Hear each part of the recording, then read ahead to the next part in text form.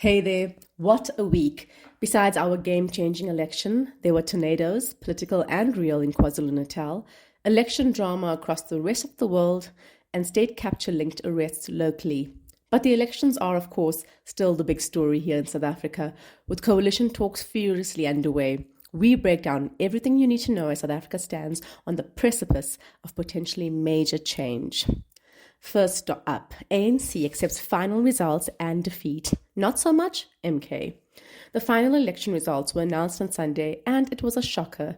The African National Congress performed even worse than the most pessimistic pre-election polls, while the breakaway Mkhonto Sizwe party, led by former President Jacob Zuma, did even better than expected. Here are the final results. ANC got just over 40%, dropping over 17 percentage points from 2019. The ANC, which used to hold a dominant position in the National Assembly with 230 of the 400 seats, now only hold 159 seats. That's less than the majority needed to govern. The Democratic Alliance received just shy of 22% of the vote and 3 more seats in Parliament. However, this is still far below the 2014 high of 22.2%. You'll remember that the former DA leader, Mmusi Maimane, was fired after the party only got 20.7%. However, indications are Johnston Hazen will not suffer the same fate. The Economic Freedom Fighters lost 5 seats, going from 44 to 39 seats. The Inkatha Freedom Party grew from 14 to 17 seats, and the newly formed MK Party nabbed 14.58% of all the votes cast and secured a whopping 58 seats in Parliament. Gayton McKenzie's Patriotic Alliance obtained 9 seats in its debut to the national legislature, quite a strong showing there, and Build One South Africa and Rise Mzansi, both new parties, scored 2 seats each. Meanwhile, the ANC has lost control of 3 of the 8 provinces it previously governed, the Northern Cape, Gauteng and KwaZulu-Natal. It should be fairly easy for the ANC to hold on to the Northern Cape with less than a percentage point short of a majority, which the party can make up with a small coalition partner. But Gauteng and KZN are trickier, with the ANC sitting at about 35% and 17% respectively in those provinces. Unfortunately, voter turnout wasn't as high as the Independent Electoral Commission had thought it would be, as we reported last week. Just 58% of registered voters turned out to actually make their mark, far less than the previous election, 66%. That's a blow to our democracy and something we must interrogate. However, the most profound conclusion was the ANC graciously accepting defeat, despite fears about how they may react to losing national power for the first time. It was a testament to the strength of our democracy.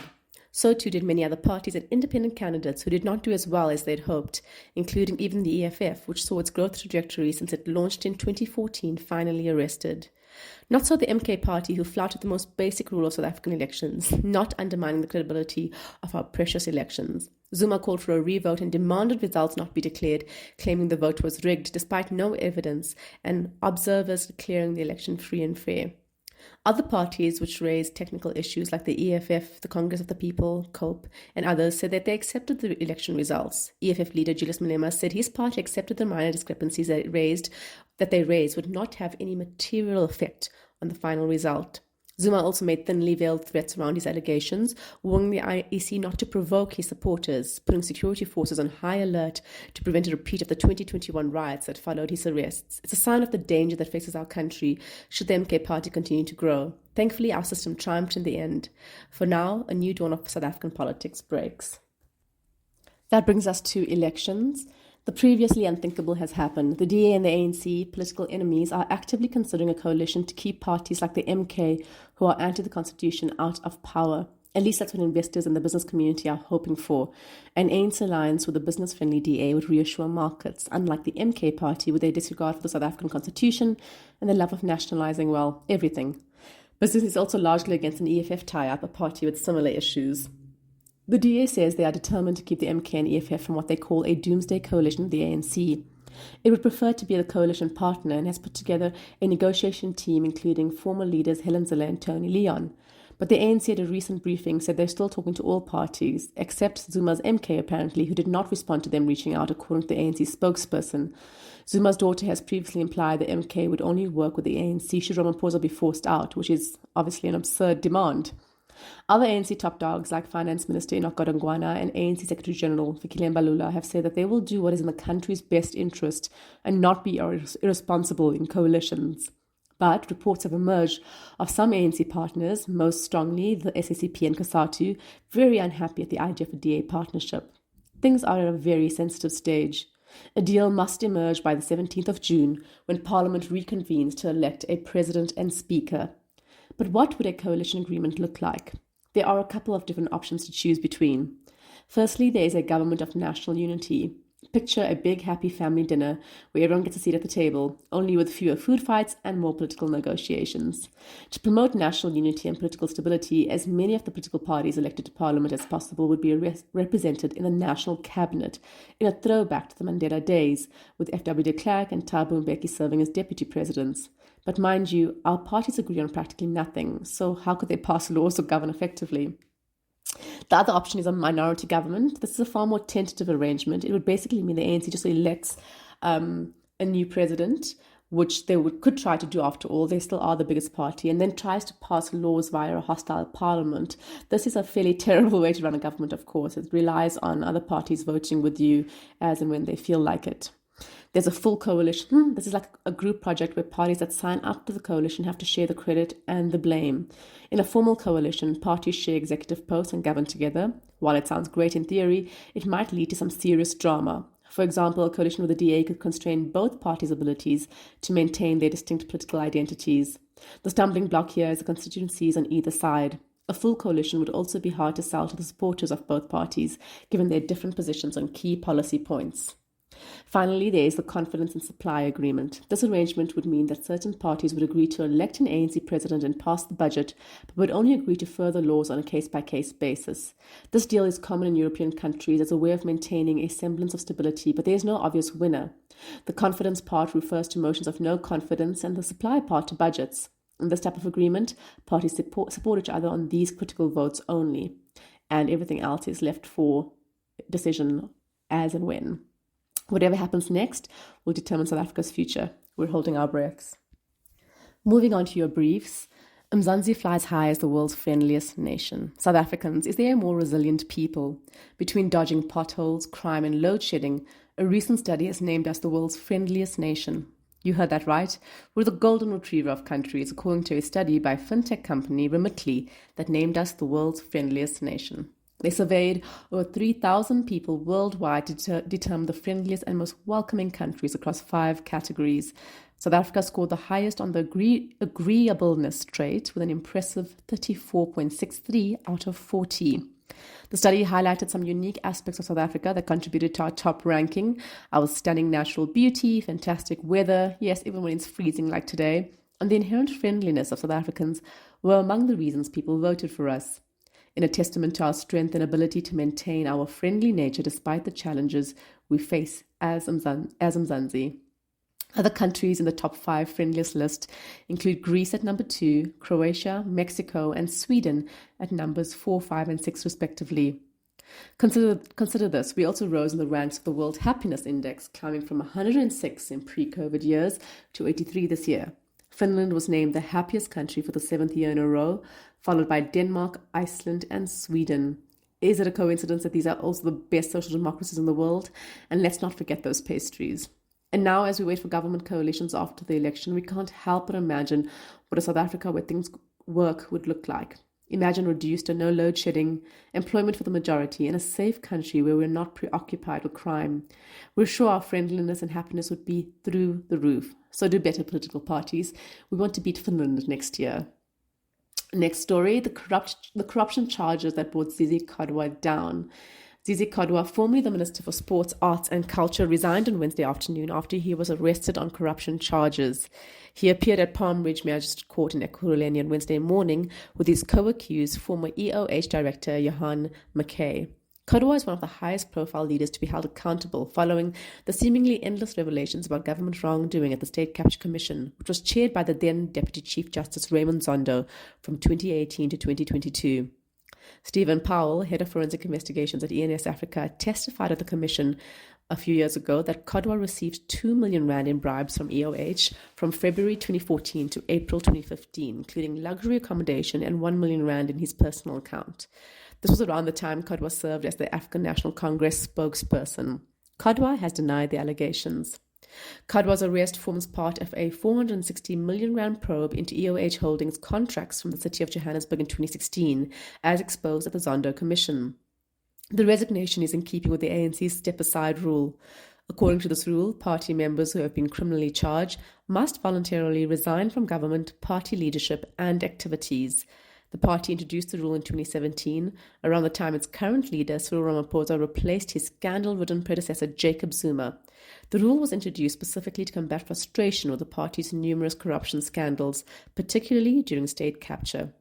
Kadwa's arrest and resignation show our justice system working, albeit slowly, to address the wrongs of state capture. Kadwa and McKay are expected back in court on 23 July 2024. So on to some international news. A climate scientist and Mexico's first female president. Meet Claudia Sheinbaum. This is a momentous year around the world, as 50 countries hold national elections. In South Africa, we were completely consumed with our own groundbreaking elections, of course, but we aren't the only ones where massive change is taking place. Claudia Sheinbaum made history on Sunday by becoming Mexico's first female president. Her victory holds profound implications for a country deeply entrenched in a chauvinistic culture that regards women as lesser than men. Much like South Africa, Mexico grapples with high rates of violence against women. She said, "For the first time in 200 years of the Republic, I will become the first female president of Mexico." This was on Sunday night, her first speech after the results were announced. Continuing, "And as I have said on other occasions, I do not arrive alone. We all arrived with our heroines who gave us our homeland, with our ancestors, our mothers, our daughters, and our granddaughters." Sheinbaum emphasized a commitment to continuity, pledging to build upon the foundations laid by outgoing President Andrés Manuel López Obrador, otherwise known as AMLO quite popularly. He is the founder of the leftist popular party Morena that they are both from, and is her mentor. This could be tricky, however. Sheinbaum also happens to be a highly decorated climate scientist, while AMLO was a populist figure who increased oil production, rejecting environmental concerns. Mexico is the world's 11th largest oil producer. Sheinbaum has a PhD in energy engineering and participated in a United Nations panel of climate scientists who were awarded a Nobel Peace Prize. The New York Times reported that she helped write the Intergovernmental Panel on Climate Change reports, the sweeping United Nations documents that have warned the world about the hazards of burning fossil fuels. So Sheinbaum has her work cut out for her as she gears up to take the presidential reins. She's staring down rampant violent crimes and filling the large, charismatic shoes of her predecessor, while hopefully pushing for environmental reforms. But with her historic victory secured, Mexico's first woman president appears up for the challenge. On to some medical news. Incredible things are happening in China. In a world first, deaf children in a gene therapy trial have hearing in both ears. 5 children who were born deaf because of genetic mutations that hampered signals from the ear to the brain formed part of the study from Fudan University in Shanghai, China. These 5 children, aged 1 to 11, underwent a life-altering transformation within a few weeks of the therapy. They can now identify the source of sounds and understand speech in noisy environments, and 2 of them were even found dancing to music. But how does it work? According to the scientists, the therapy uses an inactive virus to smuggle copies of the affected gene into the inner ear. The cells in the ear then use the genetic material, for example, to create working copies of the protein otoferlin, which is needed for hearing. In another groundbreaking medical breakthrough, a team of Chinese researchers have reportedly cured a 59-year-old man of type 2 diabetes using stem cell therapy. Just 11 weeks after the treatment, he no longer needed external insulin, and within a year, he was off oral medication altogether. A team led by Dr. Yin Hao from Shanghai Changzheng Hospital made this possible by using the patient's own cells to create artificial pancreatic tissue. They took his peripheral blood mononuclear cells, reprogrammed them into seed cells, and grew new pancreatic islet tissues in a lab. I hope I said all of that right. Dr. Yin said this was a win for regenerative medicine, which uses the body's healing power to treat diseases. It's like Wolverine or Deadpool, but real. This could be useful for countries like ours, where there has been a notable rise in type 2 diabetes recently. It will take more research and trials to roll these out to the public, but we're excited for a world where people can hear the voices of their loved ones for the first time, and where people don't have to choose between buying their insulin or buying food. Some more local news, floods, tornadoes, and a whole lot of chaos. If you thought your week full of election drama could not get any wilder, you clearly underestimated Mother Nature's ability to keep us on our toes. The Western Cape faced its second cut-off low system this week, bringing biblical-style floods that made Noah's Ark seem like a sensible investment. A cut-off low is a type of weather pattern where a low-pressure area becomes isolated from the main flow of the atmosphere. This usually brings rain lasting several days. Guguletu, Khayelitsha, and several other Cape Town areas were flooded, resulting in collapsed roads, power outages, and resident evacuations.